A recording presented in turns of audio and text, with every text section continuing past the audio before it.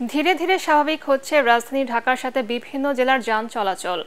ঢাকা চট্টগ্রাম সড়কে প্রায় স্বাভাবিকভাবে চলছে যাত্রী ও পণ্যবাহী যানবাহন। পড়িয়ে দেয়া যাত্রাবাড়ি টোল প্লাজায় কর্মীরা টোল আদায় করছেন ম্যানুয়ালি। তরিক ইসলামের রিপোর্ট। রাজধানীর যাত্রাবাড়ি টোল প্লাজা দুর্বৃত্তদের হামলায় ক্ষতিগ্রস্ত এ স্থাপনা দেখেই বোঝা যায় নাশকতা কতটা ভয়াবহ ছিল। হামলায় ভেঙে ফেলা হয় প্লাজার নিরাপত্তা বেষ্টনীয়।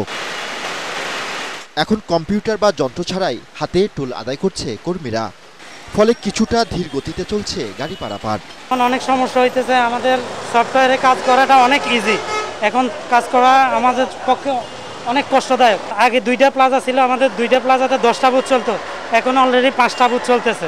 কারফিউর মাঝেই চট্টগ্রাম ও দূরপাল্লার পথগুলোতে যাত্রী ও পণ্যবাহী যান ছেড়েছে রাজধানী থেকে, আসছেও ওইসব এলাকা থেকেও। তবে এসব রুটের নিয়মিত যাত্রীদের অনেকেই নানা ভোগান্তির অভিযোগ করেছেন। আমাদের আসা যাওয়া খুবই কষ্ট করে। এই 2 দিন যাবত, 1 সপ্তাহ যাবত বাসায় ছিলাম।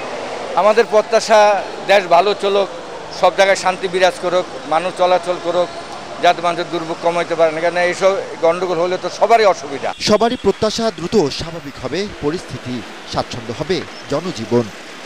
দেশজুড়ে চলমান কারফিউর 5ম দিনে অনেকটা স্বাভাবিক যাত্রাবাড়ি এলাকার যান চলাচল। জনমনে কিছুটা স্বস্তি ফিরলেও কাটেনি আতঙ্ক। সবারই প্রত্যাশা দ্রুতই স্বাভাবিক হবে দেশের সার্বিক পরিস্থিতি। তরিক ইসলাম, এটিএন বাংলা, ঢাকা।